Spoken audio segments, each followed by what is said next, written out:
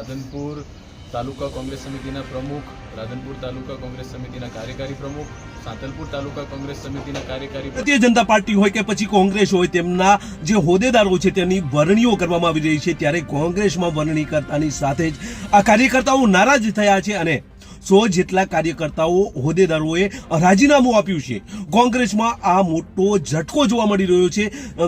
તાજેતરમાં વિધાનસભાની ચૂંટણીઓ આવે તે પહેલા અથવા તો જિલ્લા પંચાયત તાલુકા પંચાયતની ચૂંટણીઓ આવે તે પહેલા જ કોંગ્રેસમાં ધડાકો જોવા મળી રહ્યો છે. 100 જેટલા કાર્યકર્તાઓ અને હોદ્દેદારોએ જ્યારે આ રાજીનામું આપ્યું છે ત્યારે અહીંયા આ સીટમાં મોટું નુકસાન થાય તેવી શક્યતા જોવા મળી રહી છે, જેની આજે વાત કરવી છે. નમસ્કાર, ક્રાઇમ અવાજ ન્યૂઝમાં તમારું સ્વાગત છે અને હું છું તમારી સાથે તમારો નાનજી ઠાકોર.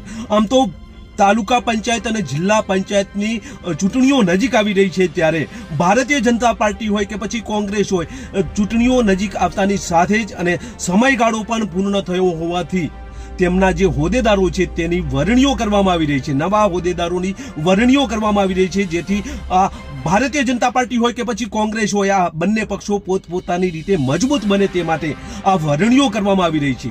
તાજેતરમાં કોંગ્રેસમાં આવી વરણીઓ કરવામાં આવી, જેમાં 100 જેટલા કાર્યકર્તાઓ અને કેટલાક નેતાઓ નારાજ થયા છે અને આ ચૂંટણીઓ આવે તે પહેલા ધડાકો થયો છે. આ ધડાકામાં 100 જેટલા જે નારાજ થયેલા કોંગ્રેસના નેતાઓ છે તેમના દ્વારા રાજીનામું આપવામાં આવ્યું છે. હજી સ્વીકાર્યું નથી, પરંતુ રાજીનામું આપતાની સાથે જ અહીંયા કોંગ્રેસને નુકસાન હોય તેવું જોવા મળી રહ્યું છે. સ્થાનિક સ્વરાજ્યની ચૂંટણી આવે તે પહેલા જ આ દોર શરૂ થઈ ગયો છે અને સાંતલપુર તાલુકાના કોંગ્રેસ સમિતિના નવા પ્રમુખની વરણી થતાં જ નારાજગી હાલ કોંગ્રેસના નેતાઓમાં જોવા મળી રહી છે. નવા નિમાયેલા સાંતલપુર તાલુકા કોંગ્રેસ સમિતિના પ્રમુખ પરબતભાઈ આહિરના વિરુદ્ધમાં રાધનપુર કોંગ્રેસના અનેક નેતાઓએ દ્વારા મંત્રીમંડળને રજૂઆતો કરવામાં આવી, છતાં પણ તેમને પ્રમુખ બનાવાયા હોય તેવું હાલ કોંગ્રેસના એ નેતાઓમાંથી સાંભળવા મળી રહ્યું છે અને તેને લઈને આ વિધાનસભાના 100 જેટલા જે કાર્યકર્તાઓ છે, જે કોંગ્રેસના નેતાઓ છે, તેમણે કોંગ્રેસથી છેડો ફાડ્યો હોય તેવું જોવા મળી રહ્યું છે.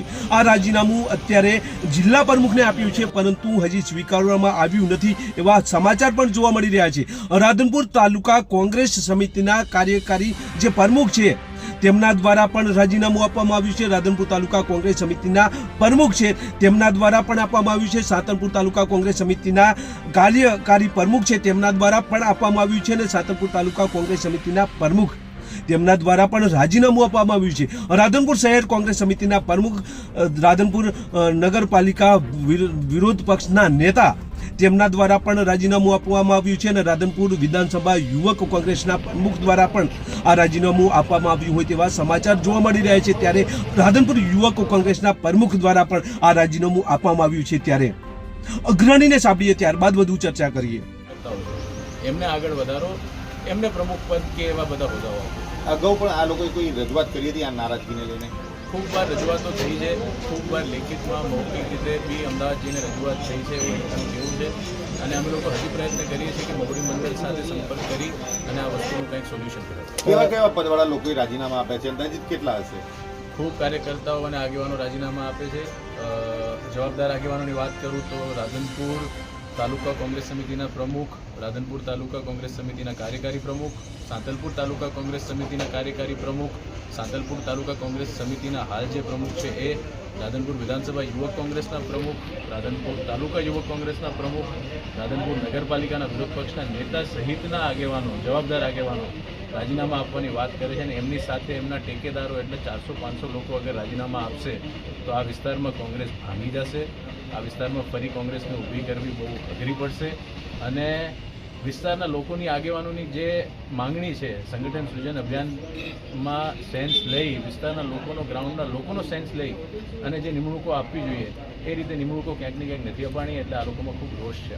આદિત્યભાઈ, આગામી સમયમાં સ્થાનિક સ્વરાજની ચૂંટણી આવી રહી છે, કેટલી અસર થઈ શકે? ખૂબ નુકસાન થાય. આખી કોંગ્રેસ અગર અહીંયા રાજીનામા આપી દે એનાથી ખૂબ કોંગ્રેસને નુકસાન થશે અને અમારા લોકોનો એ જ પ્રયત્ન રહેશે કે આવા કોઈ પગલાં કોઈ આગેવાનો ના લે. હાઈકમાન્ડ સાથે બી વાત કરી, અત્યારે વાત ચાલુ જ છે. અમારા અહીંયાના પૂર્વ ધારાસભ્ય રઘુભાઈ દેસાઈ અત્યારે ગાંધીનગર જ છે, એ લોકો જિલ્લા પ્રમુખ બધા જ હાઈકમાન્ડથી વાત કરી રહ્યા છે અને ટૂંક સમયમાં અમે આ વસ્તુનું નિરાકરણ કાઢવાની કોશિશ કરીશું. રાજીનામું કેમ આપી રહ્યા છો? મારું નામ નસીબ ખાન વલે છે. હું રાધનપુર વિધાનસભા યુથ કોંગ્રેસનો પ્રમુખ છું. મને મોડી રાત્રે જે મેસેજ મળ્યો છે કે શાંતિપુર તાલુકાના પ્રમુખ પદે જે હાલ જે નિમણૂક આપી છે એના વિરુદ્ધમાં એ બધા ભાજપથી સંકળાયેલા લોકો છે અને ભાજપના સ્લીપર સેલ છે. અત્યારે હાલ બધા કોંગ્રેસના કાર્યકર્તાઓ અત્યારે બધા નારાજ છે. 500થી બધા કોંગ્રેસના કાર્યકર્તાઓ હાલ રાજીનામું આપે છે અને આવનારા સમયમાં તાલુકા જિલ્લા પંચાયતની ઇલેક્શન આવી રહ્યું છે તેમાં કોંગ્રેસને બહુ મોટું નુકસાન થવાની સંભાવના છે. મારે પ્રદેશને એટલું જ કહેવાનું છે કે તાત્કાલિક જે અત્યારે હાલ જે નિમણૂક આપી છે હાલ રદ કરે જે સાચા કોંગ્રેસના કાર્યકર્તાઓ છે એમની નિમણૂક આપે તો કોંગ્રેસને આવનારા સમયમાં અહીંયા રિઝલ્ટ મળી શકશે. કોની નિમણૂકથી નારાજગી છે? હાલ જે કોંગ્રેસની જે નિમણૂક આપી છે કે પરબતભાઈ આહિરની નિમણૂક રાત્રે કે થઈ છે એ એમના વિરોધમાં અમે બધાએ રાજીનામું આપી છે. ઓકે.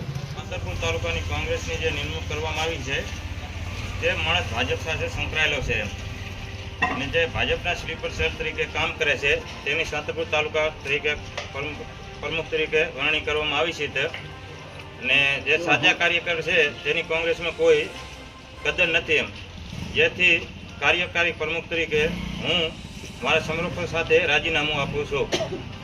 રાજ્યની ચૂંટણી આવે તે પહેલા જ કોંગ્રેસમાં નુકસાન જોવા મળી રહ્યું છે. આમ તો કોંગ્રેસમાં નુકસાન હતું, પરંતુ હવે વધુ નુકસાન જોવા મળી રહ્યું છે. આવનાર વિધાનસભાની ચૂંટણીમાં પણ મોટું નુકસાન થશે તેવી શક્યતા જોવા મળી રહી છે. હવે આ રાધનપુર વિધાનસભા કોંગ્રેસને જીતવી બહુ જ મુશ્કેલ જોવા મળી રહી છે. જોઈએ હવે આવનાર સમયમાં કોંગ્રેસ મજબૂત કરવા માટે શું કરે છે. પરંતુ હાલ તો 100 જેટલા કાર્યકર્તાઓ દ્વારા રાજીનામું જિલ્લા પ્રમુખને આપ્યું છે. જોઈએ હવે આ લોકોને મનાવી લેવામાં આવે છે કે પછી ફરી આ લોકો ભારતીય જનતા પાર્ટીમાં જોડાય છે એ તો આવનાર સમય બતાવશે. પરંતુ આ મોટો ઝટકો કોંગ્રેસને જોવા મળી રહ્યો છે. બસ એ જ. જો તમે અમારી ચેનલમાં નવા છો અને આવા જ લેટેસ્ટ ન્યૂઝ જોવા માંગો છો તો અમારી ચેનલને અત્યારે સબસ્ક્રાઇબ કરો, જેથી આવનાર લેટેસ્ટ ન્યૂઝ તમારા સુધી પહોંચી શકે. નમસ્કાર.